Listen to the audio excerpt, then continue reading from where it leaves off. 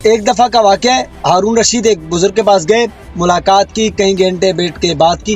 آخر میں ہارون رشید نے فرمایا کہ حضرت مجھے کوئی وصیت کر دے کہ میری زندگی میں میرے کام آ سکے۔ تو اس بزرگ نے کہا، ہارون مجھے یہ بتاؤ کہ دنیا میں پانی ختم ہو جائے اور کسی ایک شخص کے پاس ایک گلاس پانی ہو اور آپ اسے کہو مجھے پانی پلاؤ، اور وہ کہے کہ بدلے میں آپ مجھے کیا دو گے؟ تو ہارون رشید، اس کے پاس ایک گلاس پانی ہے جس میں تمہاری زندگی ہے، پانی کہیں موجود نہیں ہے، کیا کرو گے پھر؟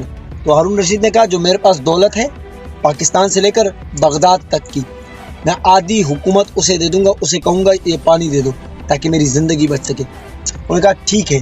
بزرگ نے کہا تم نے پانی پیا، پیاس بجھ گئی، اب یہی پانی پیشاب کے راستے نکل نہیں رہا ہے، کوئی طریقہ ہی نہیں ہو رہا ہے، کوئی ڈاکٹر کام نہیں آ رہے، کوئی طبیب کام نہیں آ رہے۔ یہ تو میں اس دور کے ساتھ ڈاکٹر کا نام الفاظ استعمال کر رہا ہوں۔ تو انہوں نے کہا کہ اور وہی شخص کہے کہ میں اس پانی کو نکالنے کے لیے تیار ہوں، بدلے میں پھر کیا دو گے؟ انہوں نے کہا کہ وہ جو آدھی حکومت باقی ہے وہ انہیں دے دوں گا، اس بندے کو، اس حضرت کو جو میرے پیشاب کو جاری کرے گا۔ تو اس بزرگ نے کہا یاد رکھنا ہارون رشید، جس حکومت کی قیمت ایک گلاس پانی ہو، جس حکومت کی قیمت ایک قطرہ پیشاب ہو، اس کے لیے اللہ کو ناراض نہیں کرتے۔ یہ پیاس لاتا بھی میرا رب ہے اور پیشاب کے راستے جاری بھی میرا رب کرتا ہے۔ یہ تمام چیزوں کو سوچنا چاہیے۔ یہ واقعہ سنانے کا مقصد کیا تھا؟ یہ واقعہ بڑا ایک عرصہ پہلے میں نے سنا ہوا تھا، مگر میری زندگی میں اس واقعے نے اثر اور تاثیر تب ڈالا جب یہ میرے ساتھ ہوا۔ اب آپ کہیں گے اجاز کے ساتھ کیسے ہوا؟ تو میں تھوڑا سا وہ کر دیتا ہوں۔ میرے گردے کے اندر پتھری تھی، اور وہ پتھری جس پیشاب کے راستے پائپ میں جانی تھی اس نے سیدھا جانا تھا، اور وہ ایسے ہو گئی۔ میرے جو پائپ ہے یہاں پہ وہ بڑا ہو گیا، مجھے تکلیف ہونے لگی اس سے۔ ہمارے ایک CEO تھے، ایک کمپنی میں اس وقت ملازمت کرتا تھا، انہوں نے آغا خان کے اندر جب مجھے بھیجا تو وہاں کے ڈاکٹر مجھے کہنے لگے کہ بیٹا یہ اسٹون جو ہے، جو یہ پتھر ہے، اگر اسے اللہ توڑے تو ٹوٹے، ورنہ کوئی توڑ نہیں سکتا، مثلا یہ نکل نہیں سکتا ثابت۔ تو میں نے کہا ڈاکٹر صاحب اس کا حل کیا ہے؟ انہوں نے کہا کہ اس کو جو لیزر شعاعیں سے ہم اسے توڑیں گے یہاں سے اور اسے نکالیں گے۔ میں جب مجھے وہ درد اٹھتا تھا اس پتھر کی وجہ سے، خدا پہ یقین کرے ہارون رشید اور اس بزرگ کا واقعہ مجھے یاد آ جاتا۔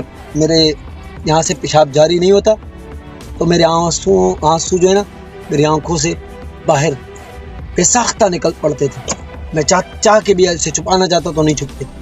ہم اتنے کمزور ہیں۔ خدارا دانت کے درد سے لے کر ناخن تک، جو ہاتھ کے ناخن ہیں، اس تک ہم محتاج ہیں۔ یہ بھی وہ طارق جمیل صاحب فرماتے نا، یہ بھی زیادہ کر جائے تو ہم سی ہائے کرتے ہیں۔ ہر اپنی روزمرہ کی زندگی میں صبح اٹھنے سے لے کر شکر ادا کریں رات سونے تک کہ آپ کے رب نے آپ کو اٹھایا۔ میں آپ سے بات کر رہا ہوں، آپ مجھے سن رہے تو سکون سے سن رہے۔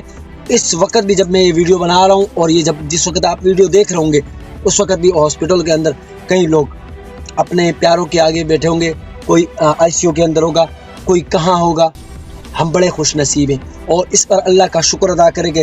اور روزمرہ کی زندگی میں میری بات یاد رکھیں، 2 منٹ سے لے کر 10 منٹ یا 3 منٹ کسی کے ساتھ اللہ کا ذکر کر سکے، اللہ کی بات بتا سکتے تو بہت بڑی بات ہے۔ نہیں کر سکتے تو اکیلے میں خود سے باتیں کیا کریں کہ آپ کے رب نے آپ کو نوازا، آپ کو آنکھوں کی نعمت دی، دیکھنے کی طاقت دی، ٹھیک ہے، سننے کی طاقت دی، بولنے کی طاقت دی، چلنے کی طاقت دی، ٹھیک ہے۔ تو یہ ساری نعمتیں میرے رب کی جتنی بھی دی ہوئی ہے، اس کا شکر ادا کیا کرے، کیونکہ ہم سے بدلے میں وہ صرف اور صرف ہماری وفا مانگتا ہے۔ اور کون سی وفا؟ وفا ہے ہم اللہ کو مانیں اور اسی کی مانیں، ہم نبی علیہ الصلوۃ والسلام کو مانیں تب بھی انہی کی مانیں۔ میرا مقصد ہمیشہ اصلاح ہے، تنقید نہیں۔ میں ہمیشہ کہتا ہوں، آج بھی کہوں گا، آپ جب بھی دعا کریں ہمیں دعاؤں میں ضرور یاد رکھیے۔ السلام علیکم ورحمۃ اللہ۔